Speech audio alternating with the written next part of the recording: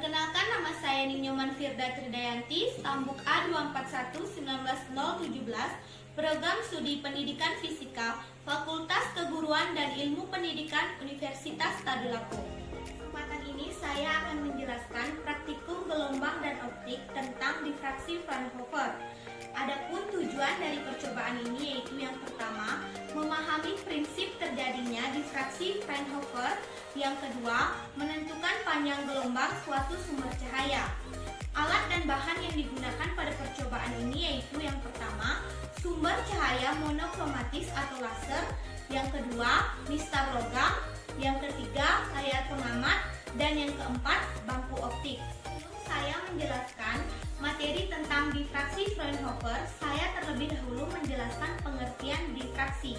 Jika muka gelombang bidang tiba pada suatu celah sempit atau lebarnya lebih kecil daripada panjang gelombang, maka gelombang ini akan mengalami lenturan sehingga akan terjadi gelombang-gelombang setengah lingkaran yang melebar di belakang celah tersebut. Peristiwa ini dikenal dengan istilah difraksi. Jadi, dengan kata lain, difraksi adalah peristiwa pembelokan cahaya di sekitar penghalang atau suatu celah. Difraksi Fraunhofer merupakan difraksi yang terjadi apabila letak sumber cahaya, celah, dan layar pengamatan berada pada jarak yang sangat jauh. Karena itu, bentuk muka gelombang yang masuk ke celah berbentuk datar atau planar dan pola difraksi memiliki bentuk dan intensitas yang konstan. Letak sumber cahaya dan layar jauh sekali dari celah. Berkas yang memasuki celah harus sejajar dan yang keluar dari celah harus sejajar juga. Pada difraksi Fraunhofer ada beberapa jenis difraksi yaitu difraksi celah tunggal dan difraksi celah ganda. Skema difraksi Fraunhofer yang real dapat dilihat pada gambar di samping. Pertama yaitu difraksi celah tunggal. Difraksi celah tunggal dapat dilihat pada gambar di samping. Pada gambar ini menunjukkan gelombang cahaya dengan panjang gelombang didifraksikan oleh celah sempit dengan lebar D. Pola gelap dan pola terang terbentuk ketika gelombang cahaya tersebut mengalami interferensi. Beda lintasan di titik P adalah D/2 sin theta.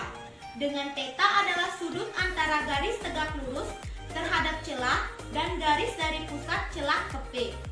Apabila beda lintasan yang terjadi adalah 1/2 lambda, maka kedua cahaya akan saling memperlemah dan menyebabkan terjadinya interferensi minimum sehingga pada layar terbentuk pola gelap.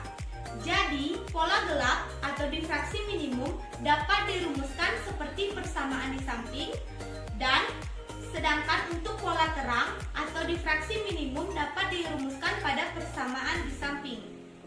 Kedua, difraksi celah ganda. Gambar difraksi celah ganda dapat dilihat pada gambar di samping.